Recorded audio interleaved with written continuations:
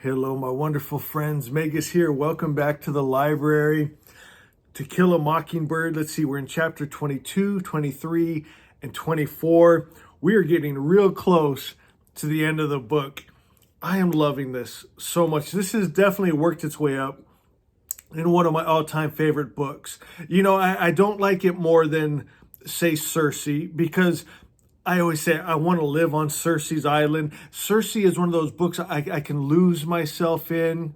I would not want to live in Alabama, or I would never want to live in Macomb with those neighbors. That's like a nightmare to me. But I love the characters. I love Atticus and Jim and Scout. I love their adventures. I love Dill. I mean, these characters will stay with me forever. Their summers together I will always think of, and think of my summers as a kid. And that's really what it did. It took me back to my childhood. And, you know, sometimes I'll just sit there after I'm done reading and just playing those movies in my mind. And I think that's a gift she gives us.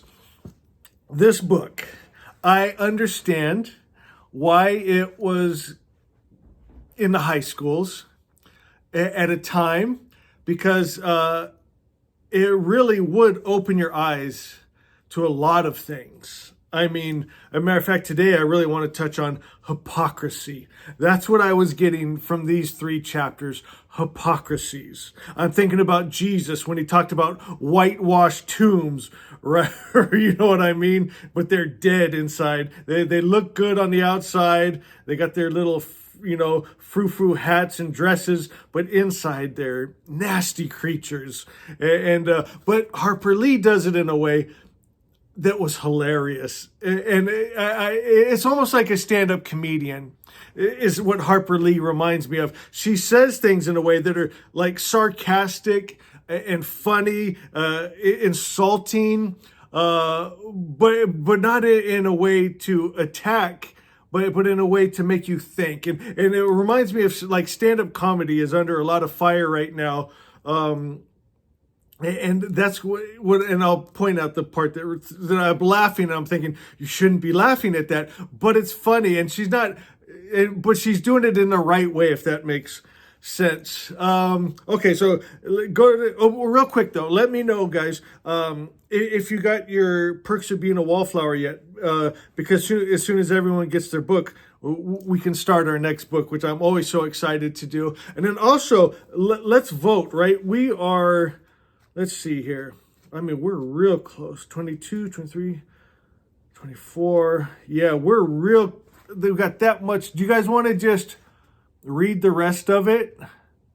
Let me know. We'll vote on it. Whoever, if there's more votes for, yeah, let's finish this up. Or if you want to just keep a few chapters at a time. But I mean, gosh, I mean, I want to know, right? Okay, it's chapter 22. It says it was Jem's turn to cry. You know, Jem was, I mean, really invested in this trial now as he's watching it unfold, and just the injustice of it, we talked about that yesterday, just broke his little child mind. Like, this can't be, right? And so Atticus said, Atticus said Jim bleakly. He turned in the doorway. What, son? How could they do it? How could they? I don't know, but they did it. They've done it before, and they did it tonight, and they'll do it again. And when they do it, it seems that only children weep. And again, that just makes me think of us being desensitized. Well, when you're a child and you see that, you get frustrated.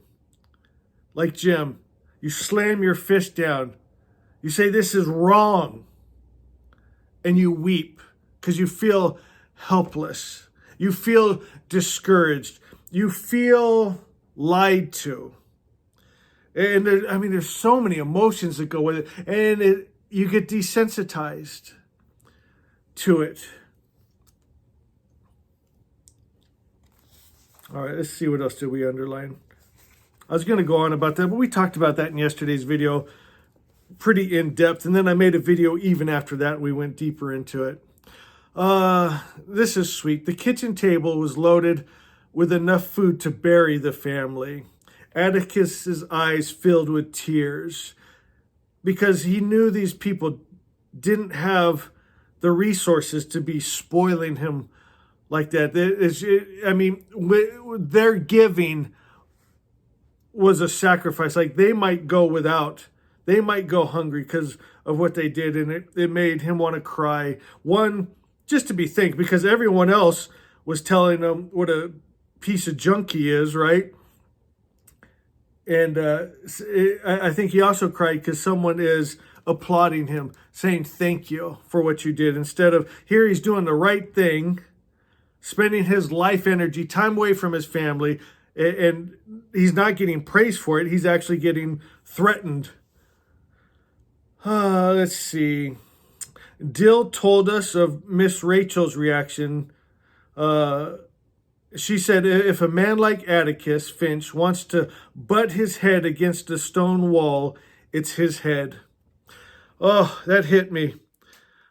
That's how I feel sometimes, and I try to keep my booktube videos and my Magi videos somewhat separate, but it's all the same thing, really. I mean, it's all life. But that's how I feel sometimes. Like I know what I'm doing is right, what I'm saying is true, but sometimes you feel like you're just butting your head against a wall, and no one's applauding you. Matter of fact, they get downright mad at you for just speaking love and truth and reason. So those kinds of things hit me, and I'm sure in your own way, these stories are hitting you. So because I've got the camera here and I'm sharing, you hear what I feel, but I know you're feeling things. And then again, I love it when you go to the comments and tell me. It's beautiful. Oh, let's see. Jem's upset. These next few chapters is just about Jem's little child heart being broken, right? And Jem's, who in this town did one thing to help Tom Robinson? Who? And then, let's see, who was talking here? Was it Miss Maudie? Yeah, Miss Maudie. She said, Judge Taylor, naming one. I didn't see this. This is beautiful. Judge Taylor, Tom Robinson should have got a court-appointed defense, but Judge Taylor gave him the best, Atticus, someone that would actually fight for him. I thought that was pretty cool. That kind of stirs a little bit of hope in you, didn't it? When you read that, kind of like, oh yeah, there was some good people there. Sometimes we can focus on the negative and the bad so much, we forget some of the good ones. Now, ain't you heard it yet? It's all over town. Bob Ewell stopped Atticus on the post office corner, spat in his face, and told him that he's going to get him if it took him the rest of his life.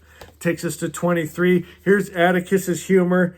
He says, I wish Bob Ewell wouldn't chew tobacco. And that's all Atticus had to say about that incident, because his spit had tobacco in it. I love Atticus. He's something else. I don't know. I wouldn't handle that like Atticus did, but I like it.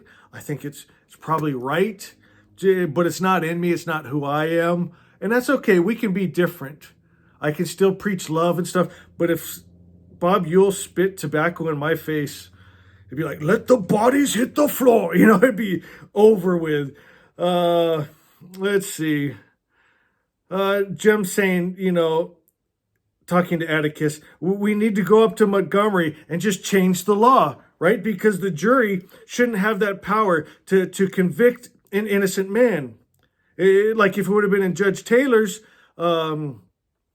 power, he would have let him go, right? So we shouldn't have juries. Makes me think of, was it Socrates or Plato? Maybe all of them at the time. They were kind of that mindset. You shouldn't have just regular uneducated people, judging, and in those roles, you should have educated men. And I see that, but then again, I mean, if you get someone in that role that their heart's not right, and they let prejudice dictate, then, I mean, you're in the same boat.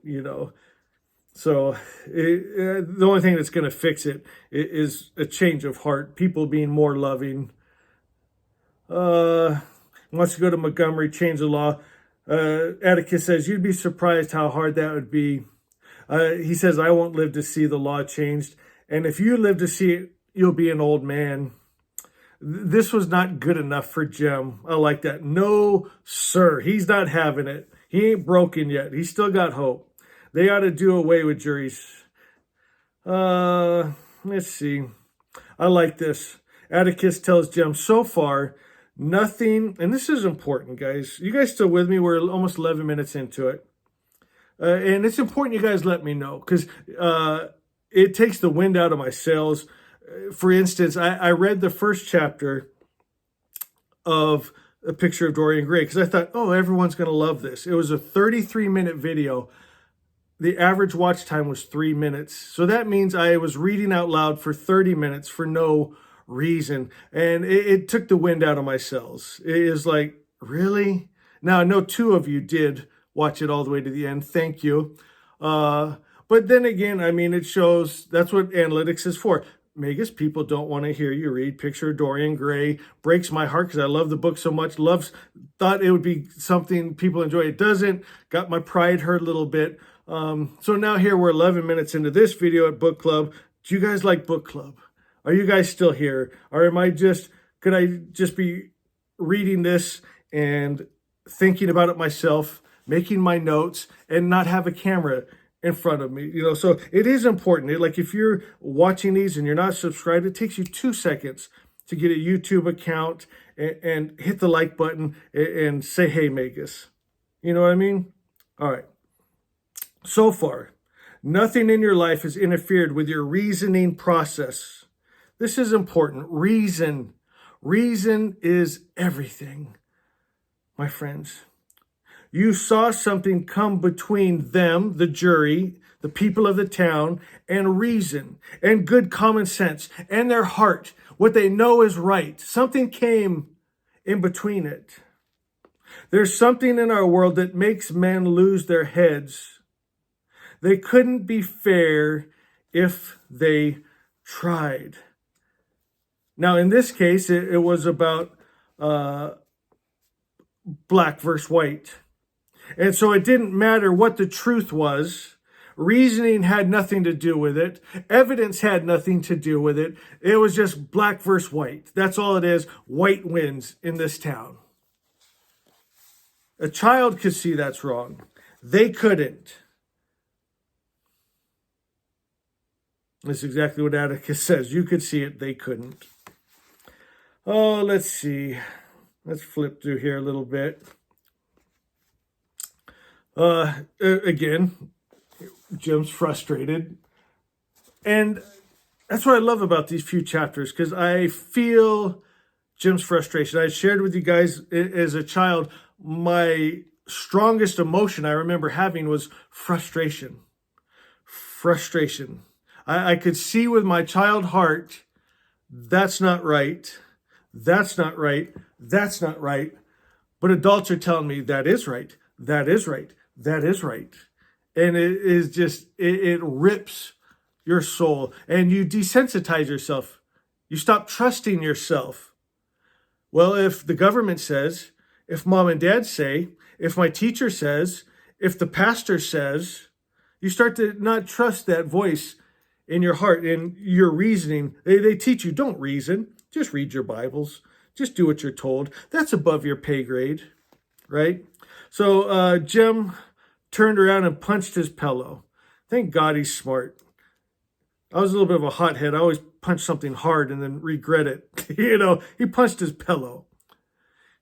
When he settled back down, his face was cloudy, and he was going into one of his declines. I love how Scout talks. I love Scout. I'm going to be sad when this is over. I'm going to miss this family. I'm going to miss Scout. But they'll stay with us in our hearts, won't they? He went silent. They're talking about different folks. If there's just one kind of folk, Why can't they all get along with each other? If they're all alike, why do they go out of their way to despise each other? I'm beginning to understand why Boo Radley stays shut up in the house all the time. It's because he wants to stay inside. I thought that was pretty cool. Chapter 24. This is where I wrote hypocrisy. Oh my gosh, these people bug me so bad. It's their little, what do they call them here? I wish I would have underlined that. It's their little Christian society that gets together. These are our whitewashed tombs. They got their frilly dresses and their frou-frou hats. They look good, they smell good, but they're dead and prejudiced and ugly inside, eating their little sandwiches and drinking their tea. This is that part. Let me just read it. Miss Merriweather faced Miss Farrow. Gertrude, I tell you, there is nothing more sulky or more distracting than a sulky darky. So the servants, their household, cooks and maids that are of color, they're sulky because one of their own that they watched grow from childhood was just sentenced to death and he was innocent. And so they're going to be a little sad about it. And she says, it's distracting. It's upsetting to her that these darkies are sulking.